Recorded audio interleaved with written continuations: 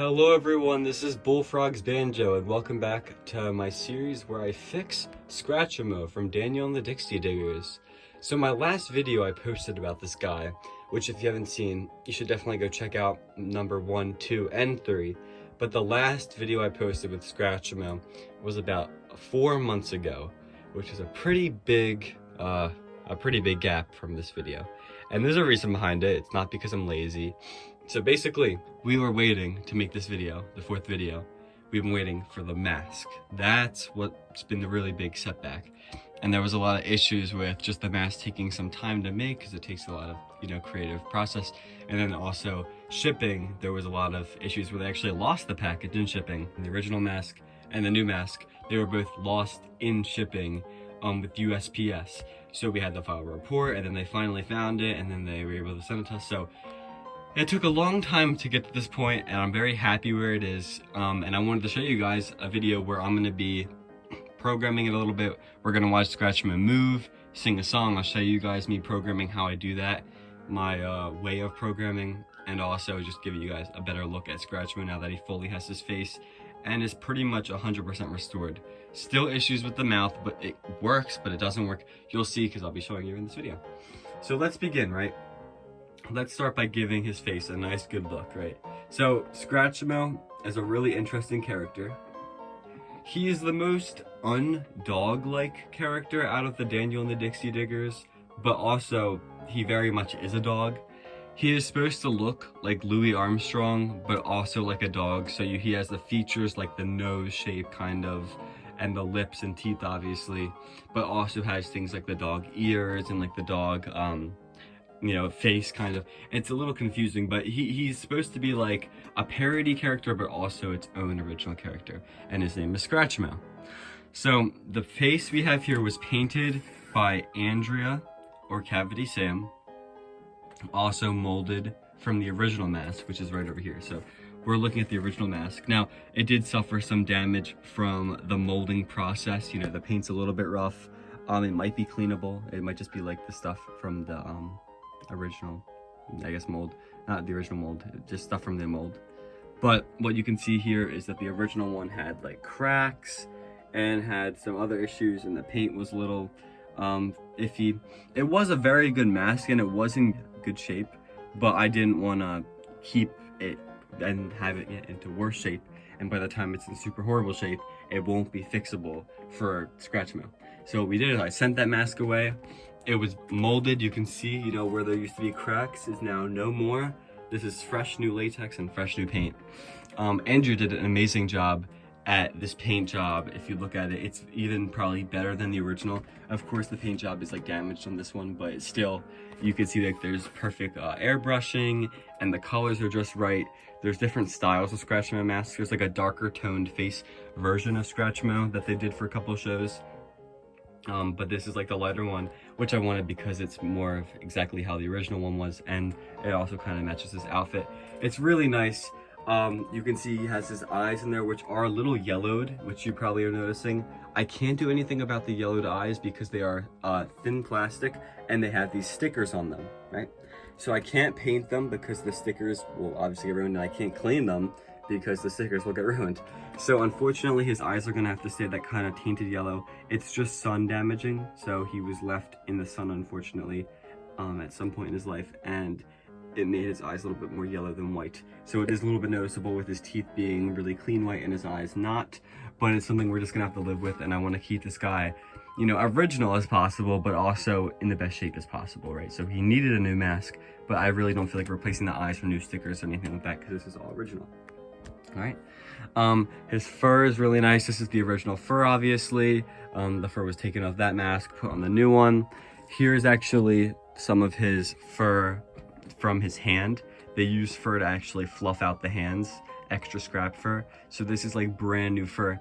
And something interesting is there's a lot of this, I don't know what you would call it. I guess it's more like an orangey tip to the fur on a lot of him.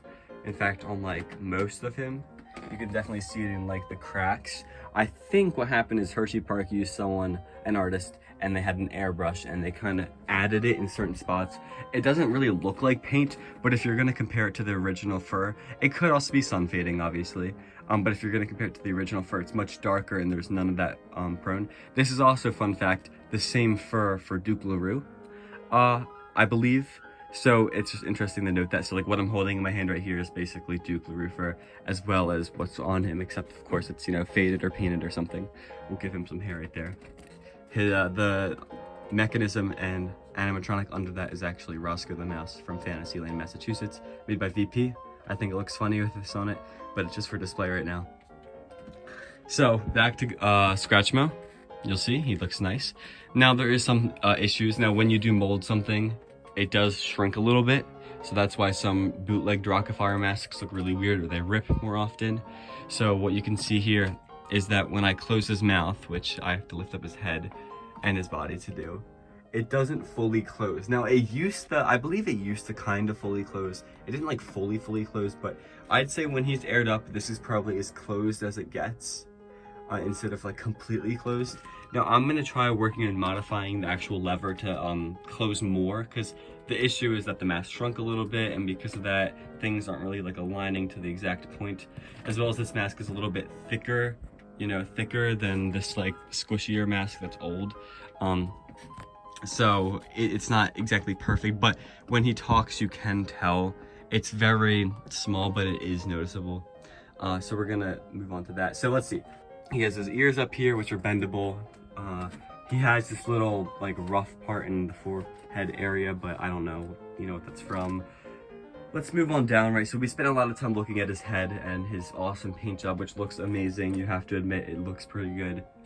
Let's take a moment and look at his costume, which we did see and stuff on the other videos, but you can see it looks nice here. Now, I don't believe I showed much of the controller in the last video, honestly. I don't remember what I showed. I think there was some of the trumpet stuff in the last video, but over here, I have a micro blue, which is actually a custom one, which has little red LEDs in it instead of the blue ambient LEDs. So when I plug it in, it turns red instead of blue. But we have this in here, and then I have his wired cable. He has 3 cables coming out of him because there's 3 valve banks inside of him. So you can see they're kind of all set in there. And then it is zip tied to this wooden dolly. This is an 1,000-pound furniture dolly from, I believe, Home Depot. But it works perfectly for mounting these animatronics because they have hip swing movements, and you know, it kind of spreads the legs a little bit, not too far, but it's like right at that point where it's like you don't want to go much further than that. I did this for when I had Colonel Beauregard at some point, so I use the same dolly method, and I recommend it for any characters in the Daniel and the Dixie Diggers, maybe except for Daniel, unless you put like a piece of wood on top of it. But as you can see, we have this here.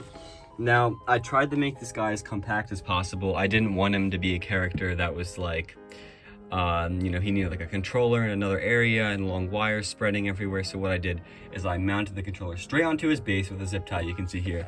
So it's easy to remove, but it won't fall off. And I have the wires right there. And then what I did is I have, well, the 12-volt adapter is coming out, which this is obviously able to move around and stuff, but it's coming out. And then we also have the cord for the micro blue. So this is the cord that's actually putting like the signals and stuff into the controller that goes from my computer. That's actually running through the side of my bed.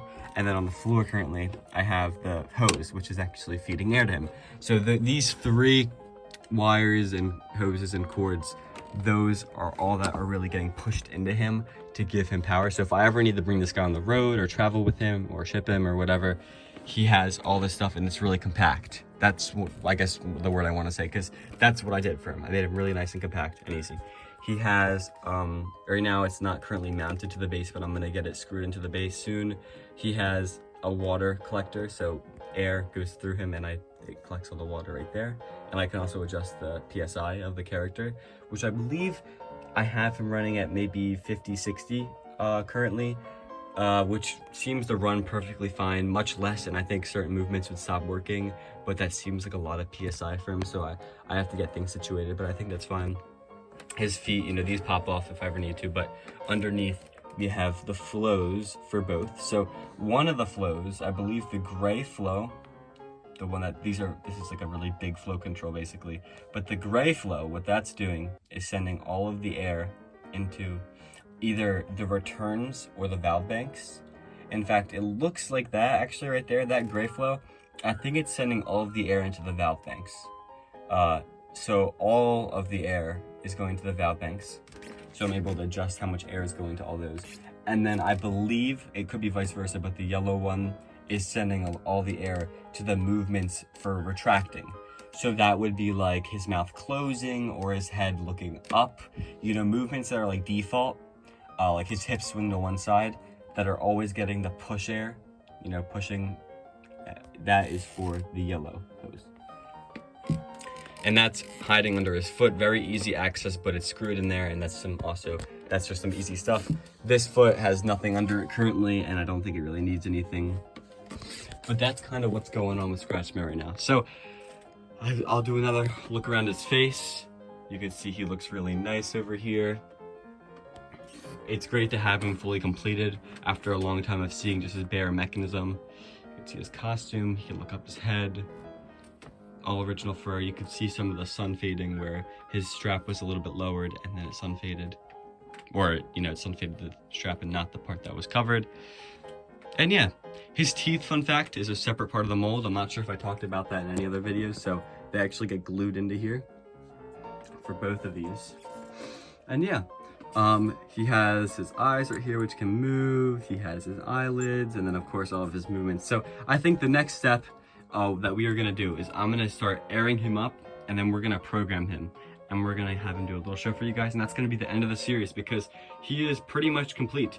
There is some issues with his mouth, but he is pretty much complete. And if you want to see videos about his mechanism or more history and stuff like that, I recommend watching the restoration number 1, 2, and 3, and of course number 4, which you're watching right now. So yeah, so let's get to him airing up.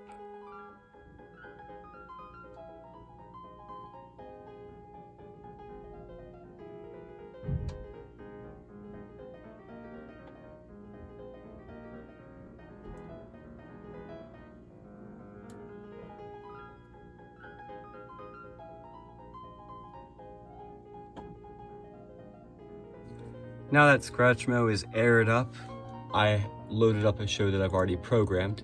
It took me 38 minutes to program this 2-minute and 20-second show, but here we have the Program Blue software, and here is the channel names for his movements. I did not modify them, so I didn't switch around like mouth to number 1 or head turns to number 2. I really just kept it the way it was, and I don't really mind it just because he's such a one-off character. He's not like a Chucky show or anything. But here you can see all of his movements. He has 16 movements. If I press play, he's gonna start performing. So let's see about that.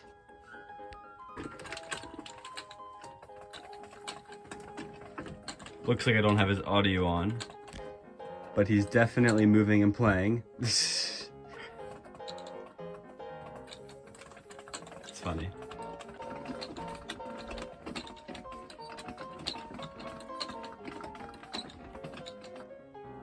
Alrighty guys, now that we have Scratchmo moving a little bit, I'm gonna load up a new show because we are gonna program something new for this video, or at least part of it.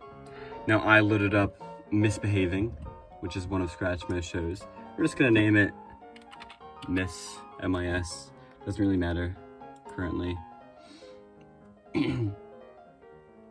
But Program Blue is doing its thing. All right, now we can begin programming. It already has all the stuff here, so let's start with his mouth, right? I feel like that's the most important piece. I'm gonna make that M on my keyboard, so when I press M,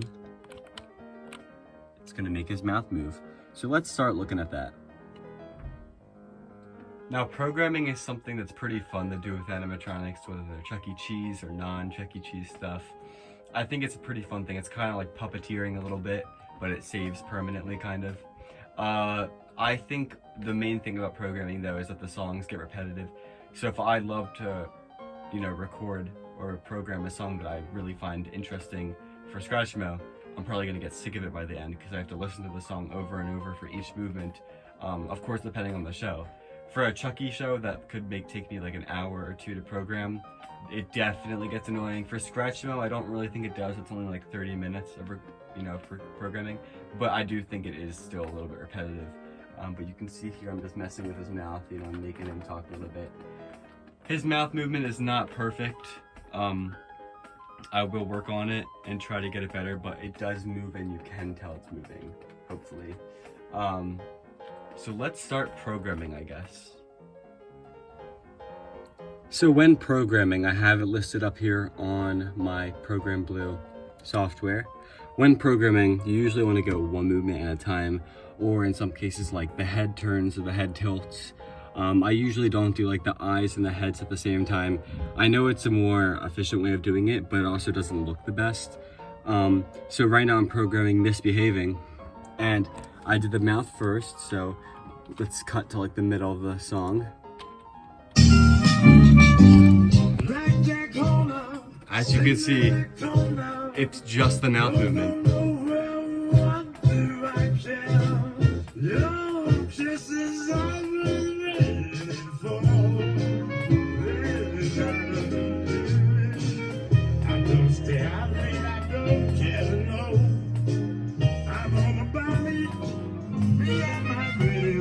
So I go one movement at a time, and I'll cycle through all the movements, and I'll check to make sure they're good, and I'll go through different sections. So if I think one section of the mouth is bad, I'll re-record that one section, and then I'll move to the next section. So I just did his mouth for the whole song. I'm gonna probably do the head turns for the whole song now. Now this is a slower song, so I'm gonna try not to go too crazy. I did a song called Bugle Boy, which I'll show at the end of this video, where it goes crazy, but I'm just gonna go section through section. And I'm planning to have this video actually uploaded to YouTube soon with it fully recorded and finished, so we can get a full video of Scratchmo's Misbehaving solo in my room. So I'm gonna continue recording. I'll check back once I get a couple more movements done, but yeah, it's looking pretty good so far. Here you can see this is just his head movements. There's no rib movements. There is no arms or anything like that. I try not to go too crazy on this programming just because I wanted it to be nice and slow to go with the song, but it's interesting where his whole body is just nothing except for his head.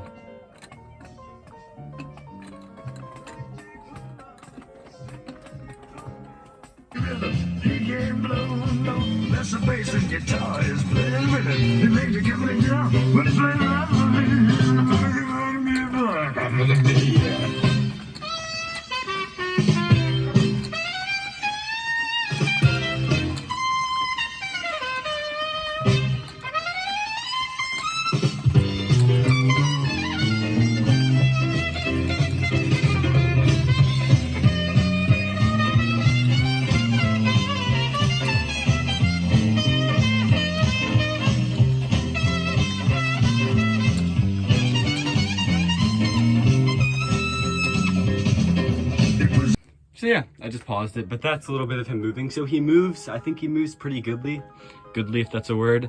And yeah, so thank you guys for watching this video. Please like, comment, share, and subscribe.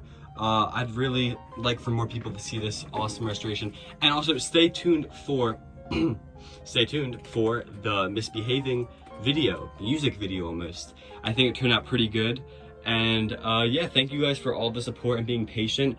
I will get more videos on the way. Gonzo has actually begun more restoration. He was kind of halted that project, but now it is currently on full swing, and it looks really good so far. So I'm gonna be working on that more. And Scratchmo, I'd say, is pretty much finished. Over time, I'll fix that mouth. But here he is, Scratchmo from the Hershey Park, Pennsylvania theme park. Thank you guys for watching. See ya.